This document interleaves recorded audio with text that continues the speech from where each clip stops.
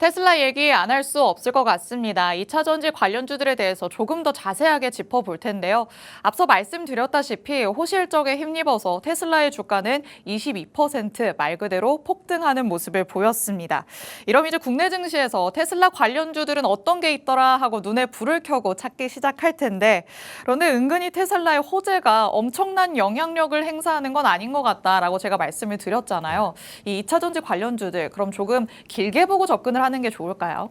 2차 전지 관련주들을 진입할 때 저는 좀 길게 봤으면 좋겠다라고 하는 부분이 뭐냐면은 지금도 아직까지도 전기차 관련해가지고 태동기다라고 생각하는 부분도 있고, 지금 우리나라 같은 경우 화재 위험성이나 이런 부분 때문에 전기차 관련 매출이나 이런 부분이 많이 떨어진 부분도 있어요. 하지만 이게 점차 시간이 지나면 지날수록 더욱더 확장될 가능성은 있기 때문에 긍정적으로 바라볼 수 있는 포인트는 있다라고 생각이 들고 있고, 무조건 이제는 테슬라만 보고 따라가는 시대는 달라졌다라고 생각이 들고 있어요.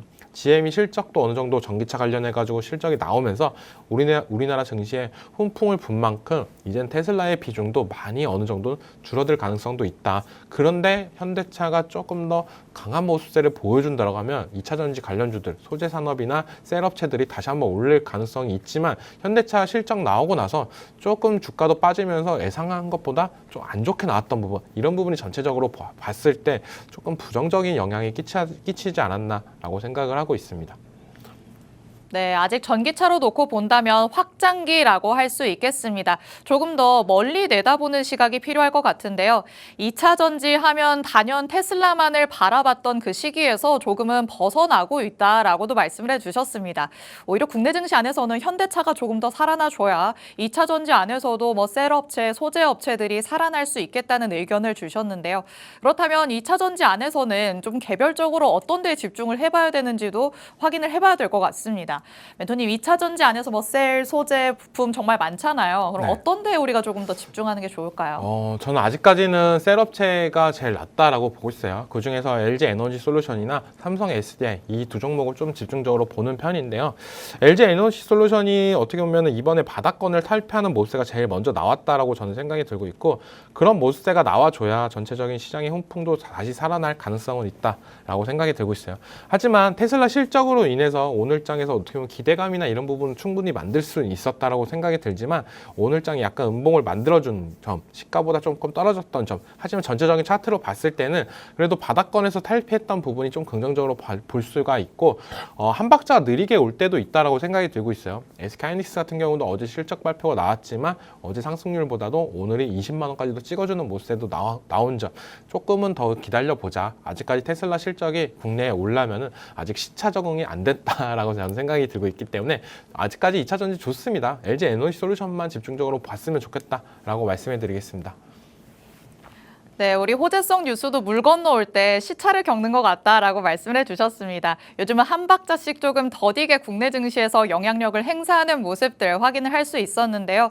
2차 전지주들 셀업체를 조금 더 주목해보자라고 하시죠. 그 안에서 LG 에너지 솔루션, 삼성 SDI 모두 괜찮은 종목들이니까 길게 보고 좀 내려놓는 마음으로 접근을 해보시면 좋을 것 같습니다. 자, 그럼 다음 이슈로 넘어가 보도록 하시죠. SK하이닉스 관련해서 또 반도체 얘기도 나눠봐야 할 것 같습니다. 어닝 서프라이즈를 기록을 했는데 시장에서는 조금 반응이 미미하다라고 생각을 하실 것도 같지만요. 그래도 오늘 장중에 20만 원을 회복하는 모습을 보이기는 했습니다. 자, 반도체 안에서도 이제는 단연 AI 반도체 시대가 왔구나라는 생각이 드는데, SK하이닉스에서 좀 뻗어나갈 수 있는 부분은 어느 쪽일까요? 그냥 HBM에만 접근을 해보는 게 좋을까요? 저는 어떻게 보면 SK하이닉스 관련해가지고 실적도 잘 나왔는데 왜 이렇게 못 가? 라고 생각을 하신 분들이 되게 많을 거예요. 그런 분들한테는 저는 말씀해드리는 부분이 뭐냐, 삼성전자 주가를 봐라 라고 말씀을 해드려요. 너무 슬픈 말씀을 해주시는 것 같은데요. 네, 그거에 비하면은 지금 SK하이닉스는 어떻게 보면은 정말 좋다라고 말씀을 해드리고 싶어요. 삼성전자만 들고 계신 분들은 진짜 신저가만 계속적으로 갱신을 하면서 힘든 모습세가 나오고 있지만, SK하이닉스를 보유하시는 분들은 그나마 실적은 정말 좋게 나왔지만 이거밖에 못 올라? 라고 유안을 삼는 부분은 삼성전자 주가를 봐달라고 말씀해드리고 싶고, HBM 관련해가지고 이제는 계속적으로 말씀해드리는 거는 이제 반도체는 HBM과 HBM 아닌 종목이 나눌 거다라고 계속적으로 언급을 해드렸잖아요. 그 이유는 누가 뭐래도 SK하이닉스 실적 발표가 나오면서 두드러지게 나왔다라고 저는 생각이 들고 있습니다. 기존에 어떻게 보면 삼성전자가 HBM 납품이나 이런 부분이 없던 부분, 그렇기 때문에 SK하이닉스가 그것보다 더 삼성전자 반도체 사업부보다 더 높은 영업이익을 낳았던 점, 이런 부분을 봤을 때 우리는 누가 봐도 이제는 SK하이닉스 쪽으로 수급세가 더 들어올 가능성은 있다라고 생각이 들고 있어요. 하지만 삼성전자를 손절하고 SK하이닉스를 사냐, 이런 부분도 아직까지도 되게 많을 거다라고 저는 생각이 들고 있는데, 제일 중요한 거는 삼성전자의 외국인들 수급이나 이런 부분을 보고 들어가자고 계속적으로 말씀해 드렸잖아요. 그 이유가 뭐냐면은 정말 어렵습니다. 삼성전자만 봤을 경우에는. 근데 코스피 지수나 이런 부분을 봤을 때는 그나마 긍정적인 모습도 나오고 있어요. 오늘 같은 장에서도 SK하이닉스, KB금융, 그리고 고려아연, 이런 종목들이 코스피에 어느 정도 상승을 올려주고 있다. 하지만 삼성전자는 좀 떨어지고 있는 모습세가 좀 안타깝다라고 생각이 들고 있는데, 전체적으로 반도체 관련해가지고 무슨 종목을 사야 되냐라고 물어보신다면 저는 차라리 HBM 그 다음 걸 보자.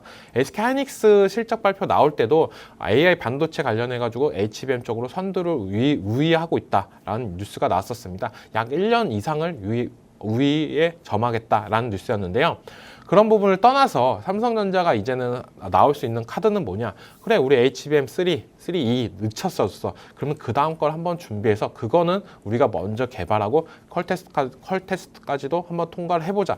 이런 욕심이 생길 수도 있다라고 생각이 들고 있고, CXL 관련해가지고 아니면 유리기판 관련해가지고 그쪽으로 더 탄력을 받을 가능성은 있다라고 생각이 들고 있습니다. 만약 이 부분까지도 SK하이닉스한테 밀린다라고 한다면 정말 그때부터는 진짜 삼성전자가 아니라 진짜 삼만전자가 될 가능성도 있다라고 생각을 하는 만큼 거기까지는 안 갔으면 좋겠다라고 저는 생각이 들고 있습니다.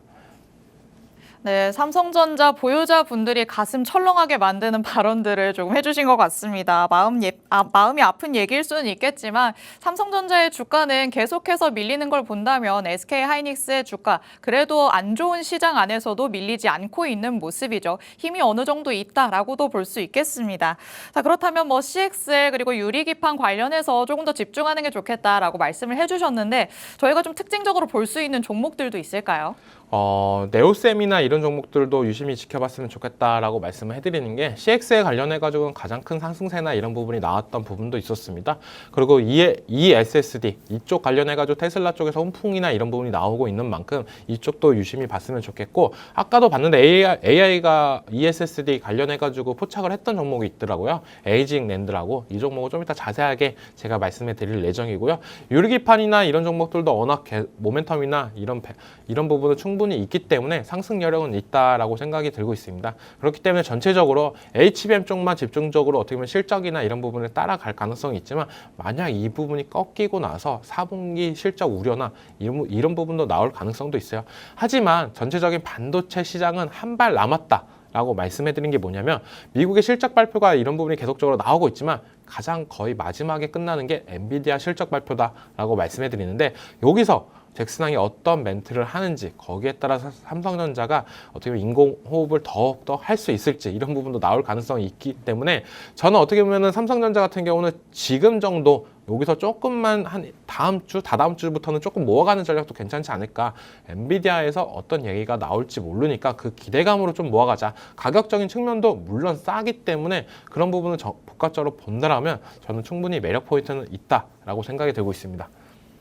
네, 지금 당장에는 HBM에 대한 주목도가 높아지고 있는 상황입니다. 하지만 이와 관련해서 꺾이는 수준이 나온다면 CXL 그리고 유리기판까지도 우리가 들여다보는 게 좋겠다라고 말씀해 주셨는데요. 관련된 종목으로 네오셈 그리고 에이징랜드 말씀해 주셨으니까 참고해 보시기 바랍니다. 자, 다음으로 넘어가 보도록 하겠습니다. 이번에는 금융주 얘기를 또 해봐야 될 것 같습니다. KB금융이 호실적을 냈는데 3분기의 순이익이 1조 6천억 원을 넘어서면서 3분기 누적 누적 순이익은 4조 3천억 원을 넘어섰습니다. 역대 최대치를 기록했다고 하죠.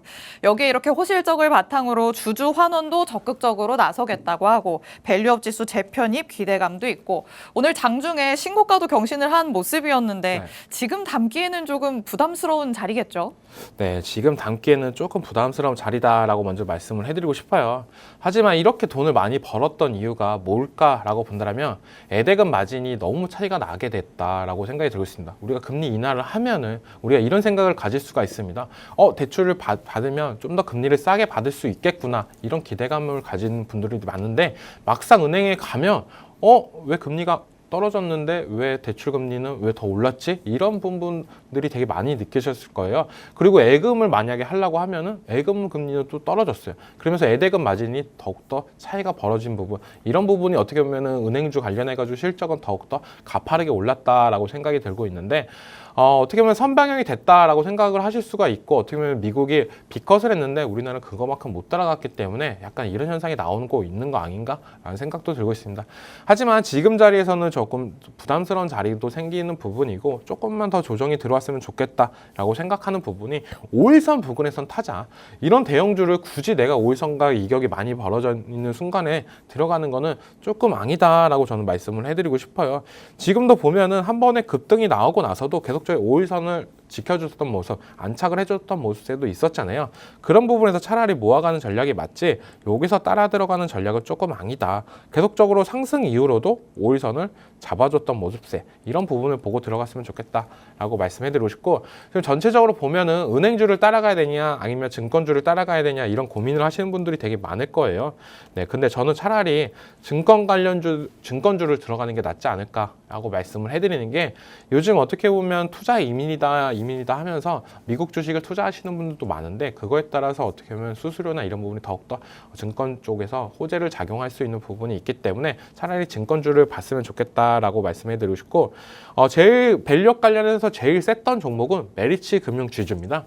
이 종목 같은 경우는 AI도 어떻게 보면 포착을 많이 했던 부분도 있기 때문에 방송에서 정말 많이 얘기해드렸던 부분이고 저도 어떻게 보면 밸류업 관련해가지고 종목을 볼 거면 메리츠 금융주주를 계속적으로 봐라. 차라리 이 종목 같은 경우는 어떻게 주주 친화 정책이나 이런 부분이 밸류업 전부터 어떻게 보면 밸류업이 나오자마자부터 계속적으로 주주 친화 정책을 얘기했던 만큼 제일 탄력성을 받을 가능성은 있다라고 생각이 들고 있습니다.